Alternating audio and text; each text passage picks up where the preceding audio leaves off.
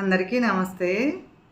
ఇప్పుడు మన దగ్గర ఎంత మంచితనం ఉన్నా, మనం అందరికీ సహాయం చేసేవాళ్ళమైనా కూడానండి, మంచితనాన్ని పక్కన పెట్టి, మంచితనం పక్కన ఇంకోటేంటంటే చెడ్డతనం పక్కన పెట్టినా కూడా, చెడ్డవాడి దగ్గర ఎక్కువ డబ్బుంటే ఏం చేస్తామండి, వాడికే దండం పెడతాం గదా! ఏంటంటే మంచితనం ఎందుకు పనికొస్తుందండి డబ్బున్నవాడు? ఇంకోటేంటంటే వాడి దగ్గర ఎక్కువ ఆస్తులుంటే వాడేదో మనకు ఉపయోగపడతాడు గదా అన్న ఉద్దేశంతో ఉంటాం. అంటే మంచి ఇయన్నీ వదిలేసండి డబ్బుకే ప్రాధాన్యం ఇవ్వటం జరుగుతుంది గదా ఇప్పుడు.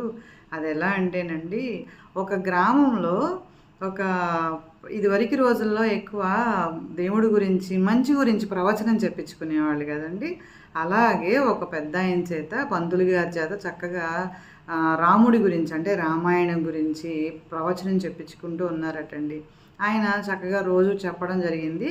లాస్ట్ రామాయణం అయిపోయే రోజున ఆయన చెప్పారట, ఇంతకాలము రామాయణం అయ్యే వరకు కూడా అందరూ చక్కగా ఓపికగా కూర్చుని విన్నారు ఈ గ్రామ ప్రజలందరూ కూడా. ఏంటంటే నాకు నా మాటకి ఇంత గౌరవం ఇచ్చారు, నేను చెప్పేదాన్ని ఇంత బాగా విన్నారు కాబట్టి వెళ్ళేటప్పుడు అందరికీ ఏదో ఒక కానుక ఇవ్వాలనిపిస్తుంది నాకు.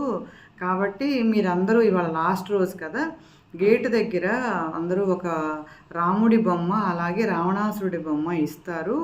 తీసుకుని వెళ్ళండి. మీకు ఏది నచ్చితే అది తీసుకెళ్ళండి. నాకు అలాగా మీ అందరికీ ఏదో ఇవ్వాలనిపిస్తుంది అని చెప్పేసి ఆయన పెద్దాయన చెప్పడం జరిగిందటండి.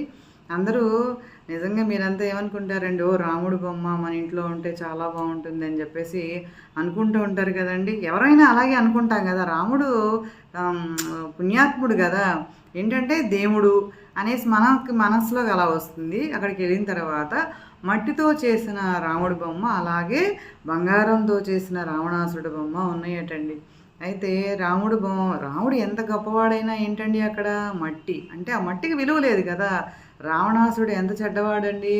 ఆ చెడ్డవాడైనా కూడా బంగారంతో చేసి ఉన్నాడు కాబట్టి మాకు రాముడు మనసులో ఉంటాడు. అలాగే మేము పూజా మందిరంలో పూజ చేస్తూ ఉంటాము.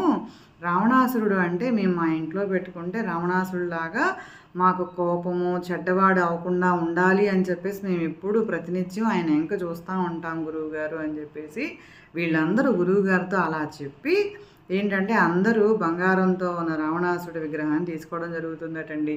అంటే రాముడు ఎంత గొప్పవాడైనా, దేవుడైనా కూడా ఆయన దగ్గర బంగారం లేదు కదండి, విలువ లేదనమాట. రావణాసురుడు ఎంత చెడ్డవాడైనా కూడా ఆయన దగ్గర బంగారం ఉంది కాబట్టి విలువ. అంటే మంచి మర్యాద ఇవన్నీ లేవండి, సొమ్ముకి మర్యాద.